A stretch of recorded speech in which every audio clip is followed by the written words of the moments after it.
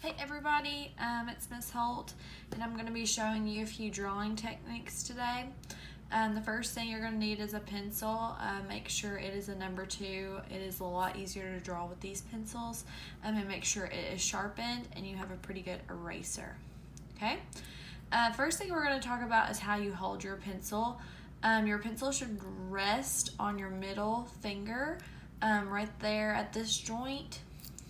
And then your other fingers should be able to wrap around it, and you squeeze with these fingers so that you're able to draw correctly. Okay? Another technique that you can use with holding pencils is an overhand technique, which we'll talk about later. But for right now, just rest it on that joint and hold with the other 2 fingers. We're going to label this drawing techniques at the top if you want to write that on there.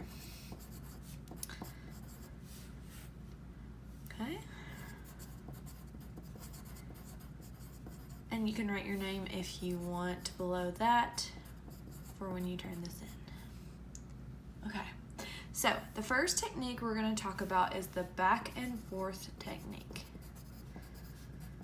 Okay, so this one's pretty standard, and this is probably a style you've done before, but what you'll do is you'll move your pencil horizontally back and forth in that motion. So what you're just going to do is go back and forth. Now, we are talking about value, so for this little section here, I'm going to start with the lines being really close together, and then as I come out, they get further apart. And what you see there, and I can zoom in here in a minute, is this is getting darker because they're closer together, and then as they get further apart, they get lighter. Okay, so that's the back and forth technique. I think we see that pretty good on the camera. All right, the next one is called hatching. So we're gonna write hatching next. Okay, and this one is just little marks that move sideways. Okay, and I like to go this way, but you can go this way, you can go up and down, doesn't really matter, but you're making singular marks like this, okay? Just like with this, if we put the hatch marks close together, it looks dark, and then as we move them further away and kind of ease up on our pencil, it gets lighter. So I'm gonna do that again. Close together, get a little bit further apart, further, and it gets lighter, okay? The next one is called cross hatching.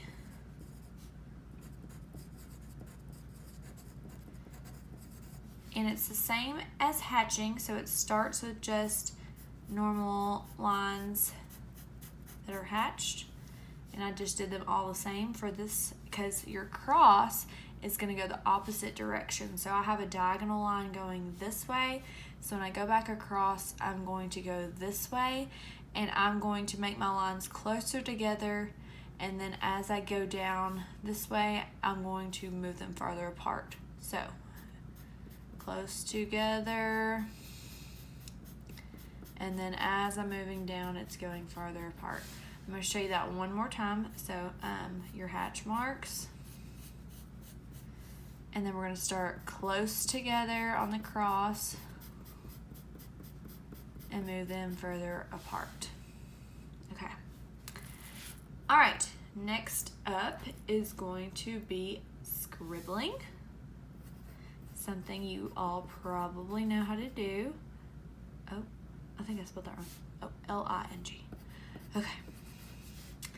And of course, we're going to be moving in a circular motion, and we will not pick up our pencil while we are scribbling, okay? Now with scribbles, the more layers you put on it, the darker it's going to be.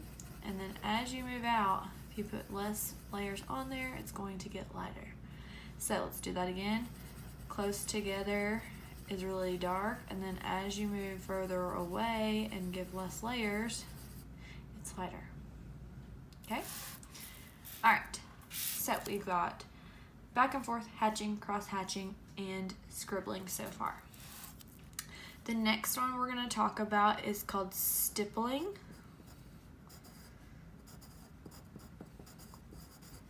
And this looks like a bunch of dots, but what we don't do is hold our pencil like this to make the dots.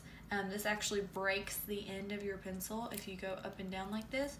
So what we're gonna do is just make dots by just simply pushing down on our pencil, and it should create some little dots. If the dots are really close together, it's going to make it look darker. And then as we move out, if we put them further away from each other, it's going to look lighter, okay? So closer together is going to be darker. And then as we get out, it's going to look lighter.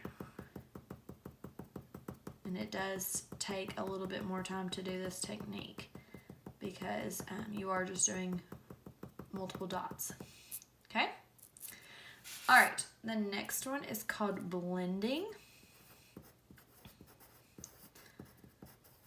I'll make that capital, okay? Now this one is just taking any of the techniques you see above and just using your finger to make it even smoother looking. So I'm going to start with a back and forth technique.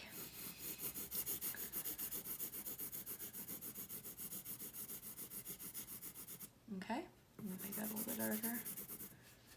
And while that looks good, if you take your finger and just run it over it,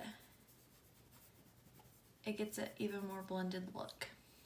You can even go back with your eraser and erase parts of it that are supposed to be light to make it blend even better. Okay? All right, so that is our drawing techniques, and now we're gonna talk about adding value, which is what we're making with these scales here. So what you're gonna do is draw 2 rectangles.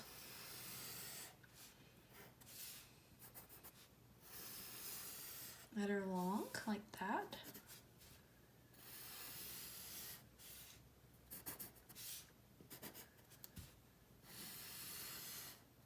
And they're going to be labeled value scales.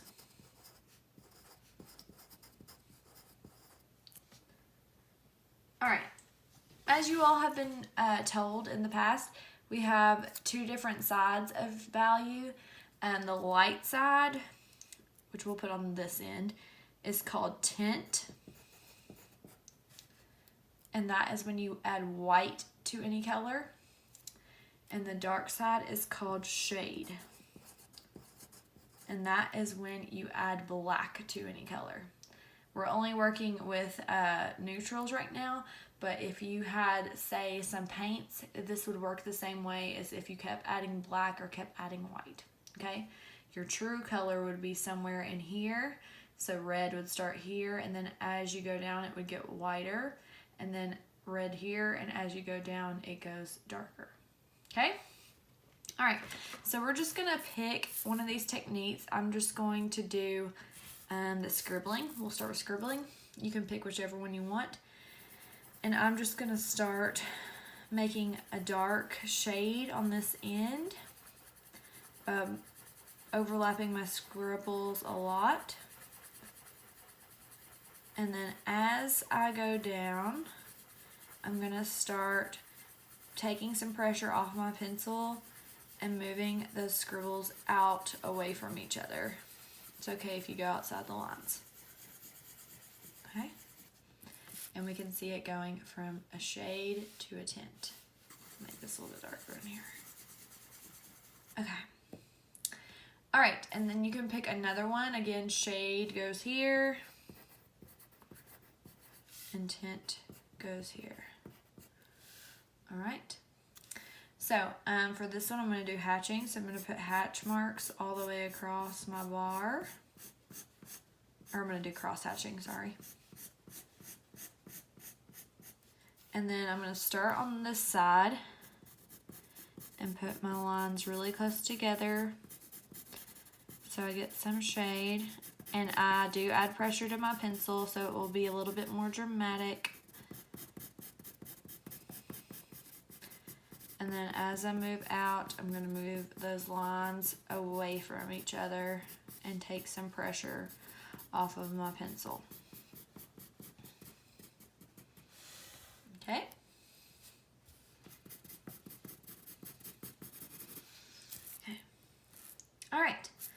So now that we have the value scales, we're going to put it with an object.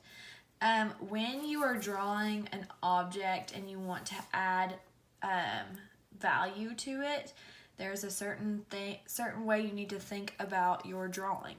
And that special thing you need to think about is where the light is coming from. So I always draw a little sun on whatever side the light is coming from. So for this video, it's going to be on the left side of the object.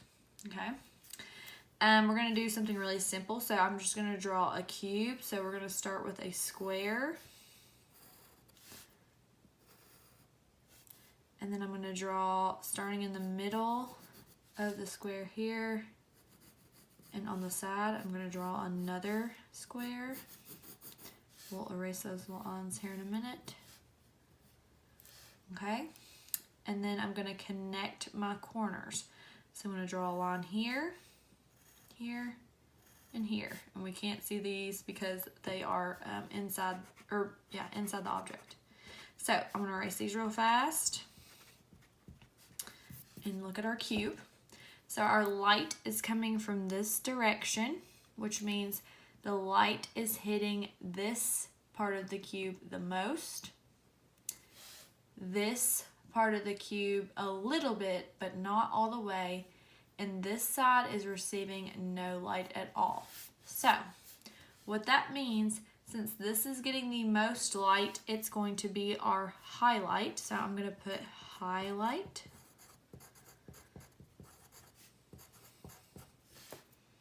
And then this side is getting no light, so it's going to be shade. And then this one's a mix of the two, so that is going to be middle. Now, this would normally just be like the color we were using, but again, we're working in a neutral color scheme, so we're just going to make gray our color for today, and that's an equal mixture of white and black. But another term for each of these, of course, is highlight is tint. Shade is shade. Okay, I think I messed something up there, but it's shade. Okay? All right, anyway. So, for the highlighted side, we can do whatever technique you want to do. I'm just going to do the back and forth, and I'm just going to barely put any lines on the top. Okay. Then on this part, I'm going to go back and forth, but it's going to be just a little bit darker than that top.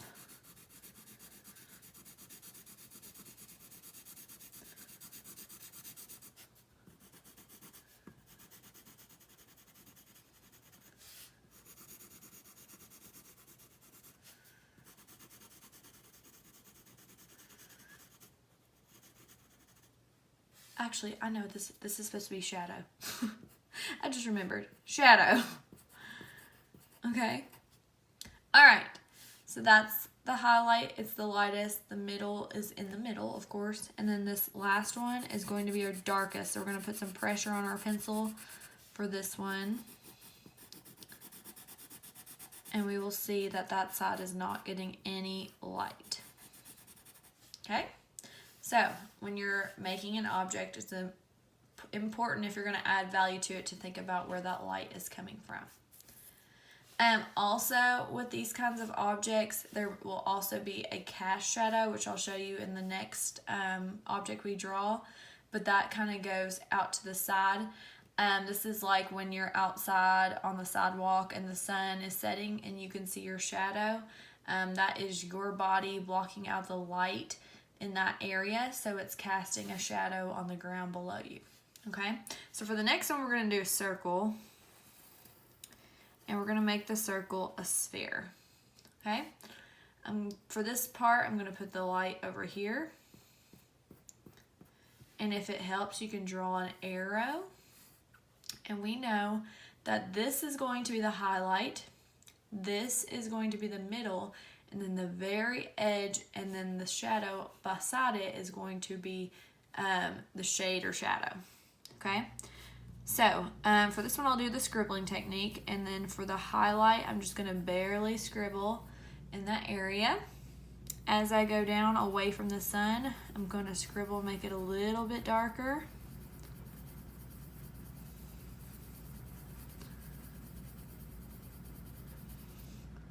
And then dark on the bottom because it is not receiving light at the very bottom.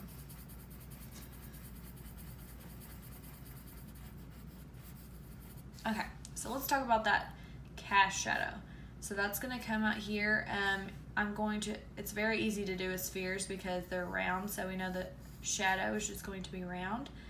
And then I'm going to darken this edge and then leave a little sliver of white space right there so you can see where the shadow starts, just very, very tiny. And then I'm going to create that cast shadow, and I'll label that here in a second.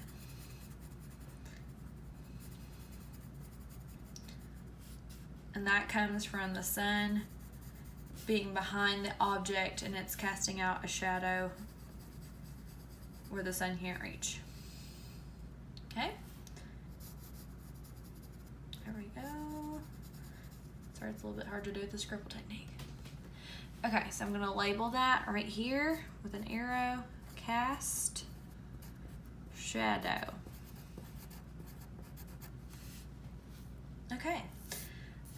You can also do this to organic objects. The ones we've been working with so far are geometric. So if I think about maybe a flower, so I'm going to do a sunflower real fast for you all. It's not going to be perfect because I've got to go fast. But when we do have organic objects like these, there's other factors to consider when creating your shadows, and I'll talk about that in just a second. Add some grass here. Okay, so for instance, say our sunlight, add some more petals, our sunlight's coming from this direction, okay? So what that would mean is that this part of the flower would have the highlight, okay? Now, it's not so easy for this because we can't just make this the middle and then make this the shade. We have things that are actually blocking other parts of this flower from sunlight. So I will discuss those with you as we go along, but I'm going to be using the back and forth technique. So the very top of that middle of that flower, I'm going to very lightly do a highlight and then do it a little bit darker for the rest. And then what we will notice about these petals is if they overlap, they actually create a shadow on the other petal. So while these would probably just be a medium, they're gonna have actual shadows beside where they are overlapping. So say this one is on top of this one, so the shadow would go right underneath. This is where it gets really tricky because these are very easy to show value, but then once you add other things into the mix, it gets a little bit more challenging.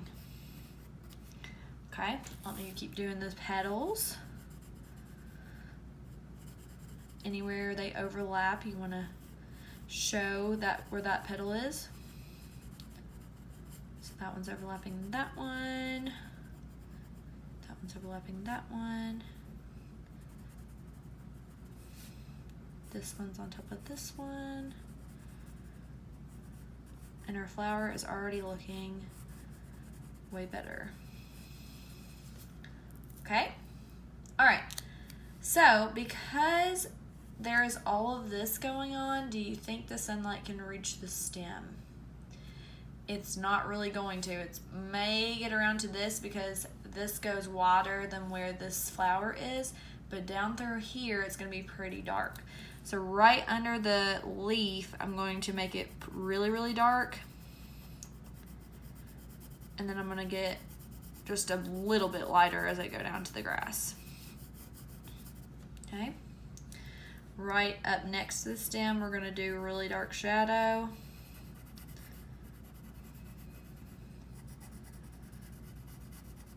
And then as we go out, you can get lighter because the sunlight is starting to peek through that flower.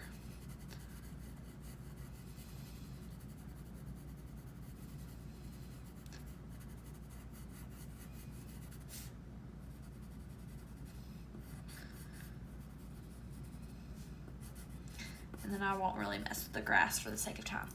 But we see how that can be a little bit tricky, right? It's not so easy as it is to do geometric objects because organic objects may not be the same all the way around. This has a flower top that's a little bit bigger than what the stem is at the bottom. This one has overlapping. This one has things beneath it, has different levels. So you need to pay attention to that as you draw whatever objects you draw, okay? Hopefully this video helped you with value. You will turn this into me and I will give it back to you. But I just wanted to show you all and give you some tips on how to add value to your drawings. Right after this video, you're gonna do your own. So hopefully this helps.